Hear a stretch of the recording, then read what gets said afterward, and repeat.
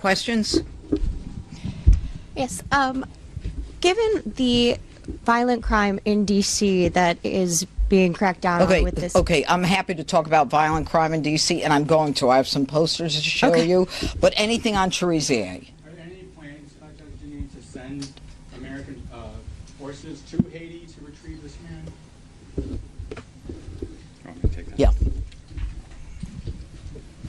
So the U.S. government, in a collaborative fashion, is supporting both the Haitian National Police and the multinational security support mission to help stabilize Haiti and create the conditions conducive for the holding democratic elections in the country.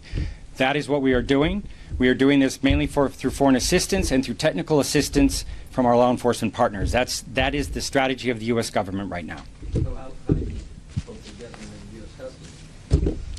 So the point of the rewards offer is to get information about these individuals, and then we are working very closely with Haitian National Police. So that is one of the mechanisms. If we can get information, the individuals can get up to $5 million.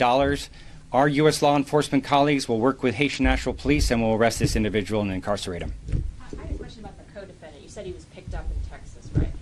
I noticed in the indictment he's a naturalized citizen, and there's been an effort by this administration to, in some cases, denaturalize people who are convicted of crimes. Is that something on the table that you'll be looking to do once he goes through the judicial process?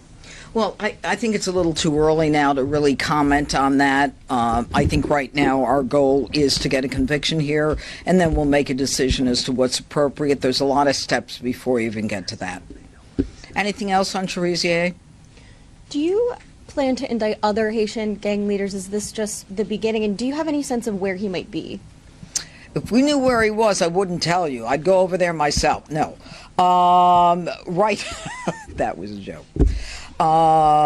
We certainly have some information, but, we need whatever information we can get from the public. We don't have him in our custody. That's all I can say right now. Do you want to add anything to that, guys? Okay. All right. Greg, anything? All right. Thank you, gentlemen. Thank you. Put that. Wait, don't take the posters just yet. Can we get some pictures? Thank you. Are you done with this one? Yep, no, hold on a second. Give him that one if he wants to look at that. Put that over there. Can you help, Sloan? Sure. I want to put that over there. Put this up. Thanks. Thank you very much. All right. Are you done? Over here? We'll have them up here for you guys to shoot afterwards. Yeah, they'll be here. You can take a look at them. There has been... There's been a great deal of discussion. Can we get you the mic? You want me at the mic? If you could hold There's been a great deal of discussion about crime in the district.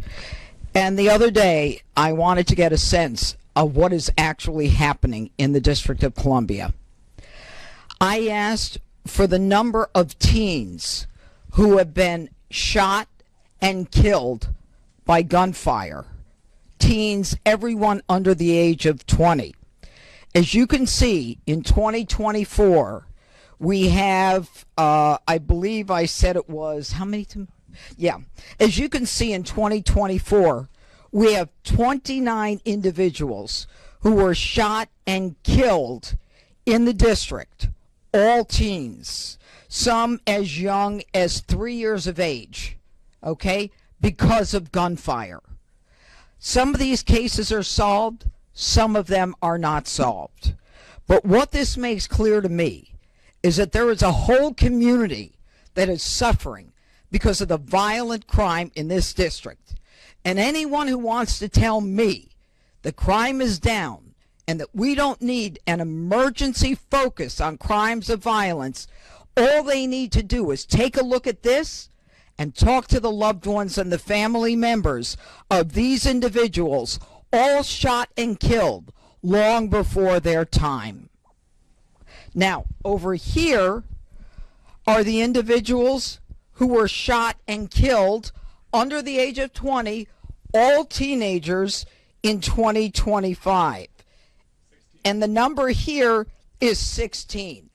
Again, all members of the minority community here. I don't know how many of these cases have been solved, but what I can tell you is, again, it's guns on the streets. It's individuals who are not concerned about accountability, who don't have any reason to fear law enforcement. I am here today to tell you that on behalf of all of these victims, all of these families, that they're going to be accountable, that we are going to make a difference, and that we are going to make sure that law enforcement is focused on these innocent, now silent victims of crime in the district. Do you have like a per capita breakdown? I mean, how does DC, you're talking about the number of teenage gun deaths here, how does that compare for 100,000? Anywhere else? I mean, where do we rank? All I know is we rank in deaths. 2 years ago, we were one of the fourth highest. We were the fourth highest in the United States. I don't need any more statistics. All I need are people to recognize that these were vibrant human beings cut down because of illegal guns. I guarantee you that every one of these shootings was with an illegal gun. All right. And I guarantee you that every one of these individuals was shot and killed by someone who felt that they were never going to be caught.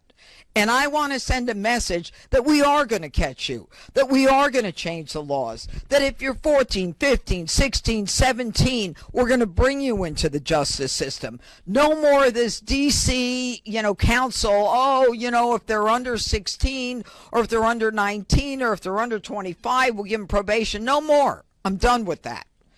It's guns on the... hurdles that you face, and you're just talking about it right there, but what can you conceivably do as the DC U.S. Attorney to address those laws, address the DC crime lab, which is not accredited, and also at the same time address some of the prosecutorial issues you talked about? Okay.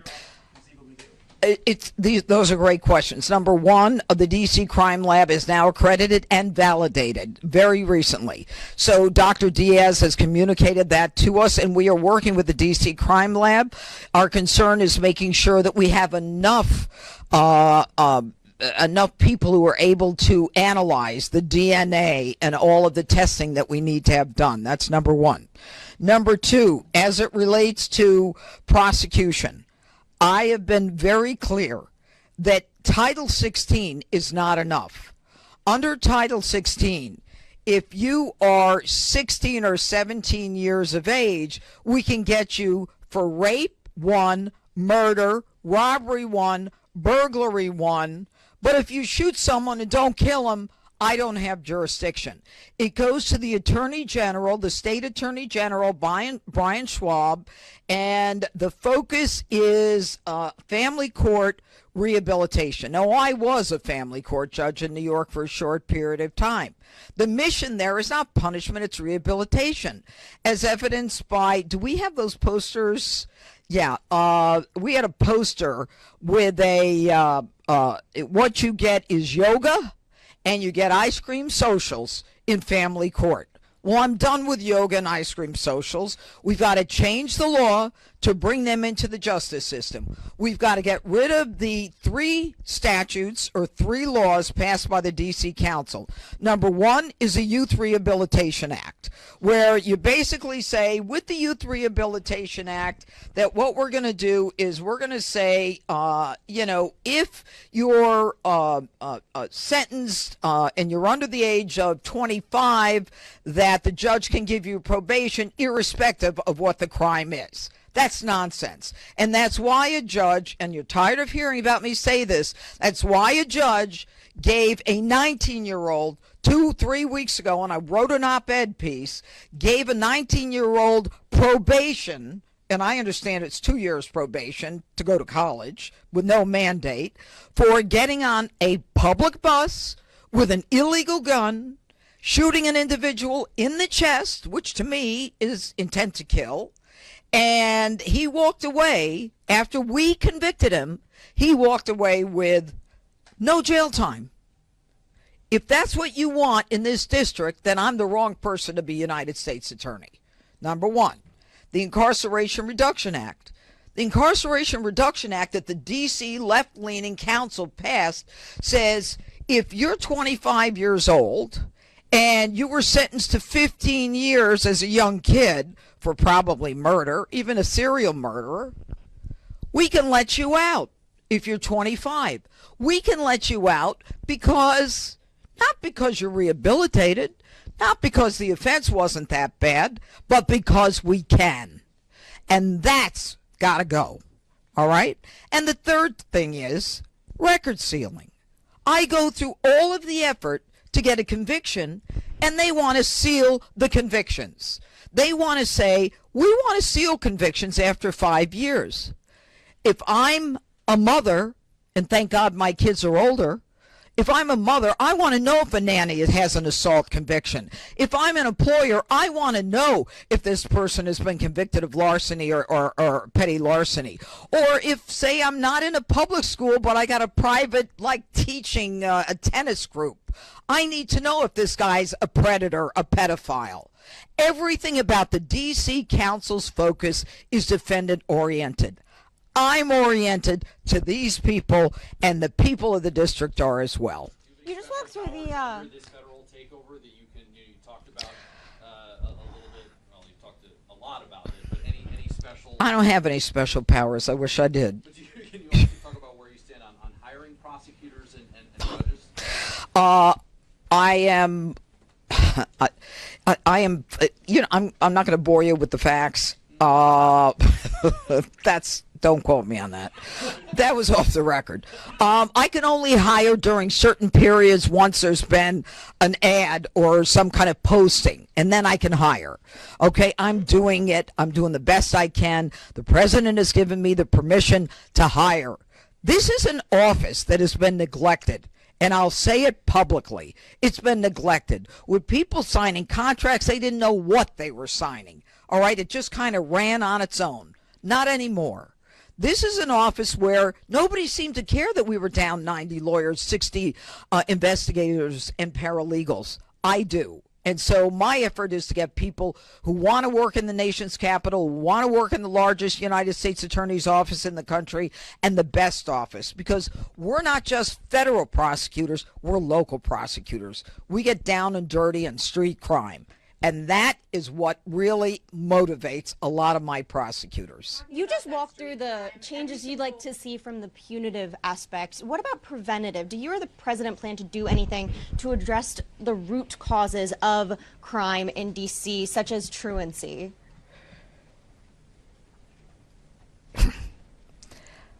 My job is to try to heal the victims and prosecute the criminal. Everybody else can deal with rehabilitating the individual. I honestly am not concerned about why they commit crimes.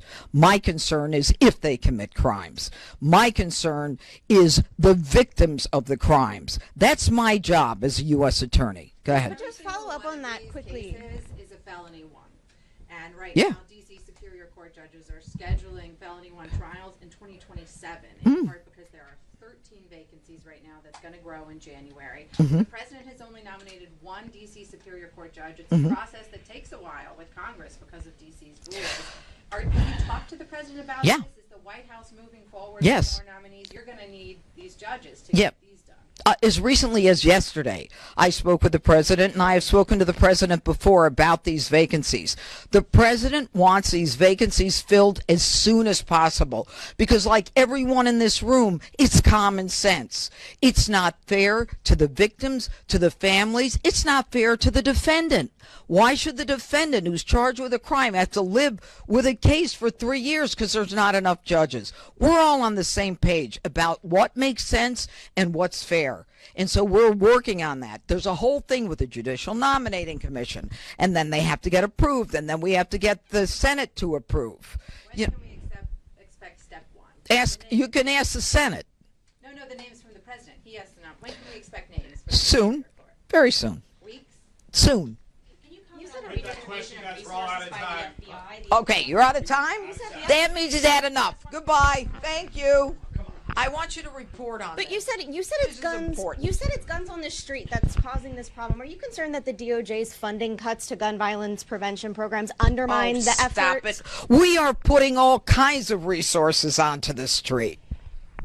But what about the gun aspect of the gun God, violence? thank you guys. In Thanks. April, Ed Martin issued a press release hailing the drop in crime rates at the end of April. What changed? It's never enough. This changed.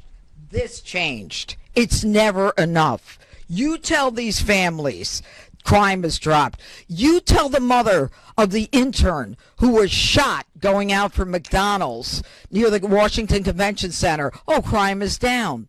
You tell the kid who was just beat the hell and back with a severe concussion and a broken nose, crime is down. No, that falls on deaf ears. And my ears are deaf to that. And that's why I fight the fight. Thank you.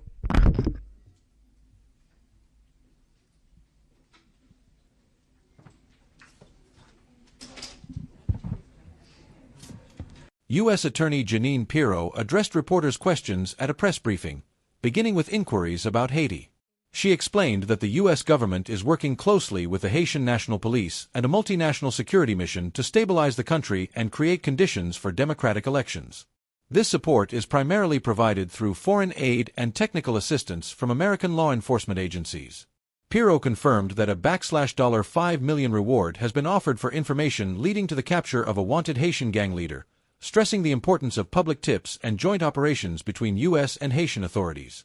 She declined to disclose the suspect's location but emphasized that cooperation could lead to his arrest. Questions about other Haitian gang leaders were met with a cautious response, indicating that investigations are ongoing. Turning to local matters, Pirro presented data on violent crime in Washington, D.C., focusing on teen victims under 20 who were shot and killed. In 2024, 29 young people, some as young as 3, lost their lives to gun violence, and in 2025, the number so far stood at 16. She underscored that nearly all victims were from minority communities and that illegal firearms were used in every case. Pirro criticized narratives suggesting crime is decreasing, insisting that victims' families and the community continue to suffer deeply. She voiced strong opposition to certain D.C. laws that she said enable leniency for serious offenses committed by individuals under 25, including the Youth Rehabilitation Act, the Incarceration Reduction Act, and record sealing statutes. In her view, these laws allow dangerous offenders to avoid meaningful punishment, citing a recent case in which a 19-year-old convicted of shooting someone in the chest was given probation. Pirro called for changes that would ensure accountability, arguing that young offenders who commit violent crimes should face the justice system rather than rehabilitative family court measures like yoga and ice cream socials. She stressed that the D.C. Crime Lab's recent accreditation is a positive step, but that more personnel are needed for timely forensic analysis. She described the U.S. Attorney's Office as historically neglected, with severe staffing shortages, down 90 lawyers and 60 investigators and paralegals, but noted that hiring is underway with the President's approval. Pirro emphasized her role as a prosecutor focused on victims and public safety, stating that others can address rehabilitation and social causes of crime. Judicial vacancies were identified as a major barrier to timely justice, with some felony trials in D.C. Superior Court delayed until 2027. Pirro said the president is eager to fill these positions quickly, but the process requires nominations, approvals from the Judicial Nominating Commission, and Senate confirmation. In closing, Pirro dismissed the idea that reduced crime statistics tell the full story, pointing to ongoing gun violence and recent assaults as evidence that more aggressive measures are needed to protect the public.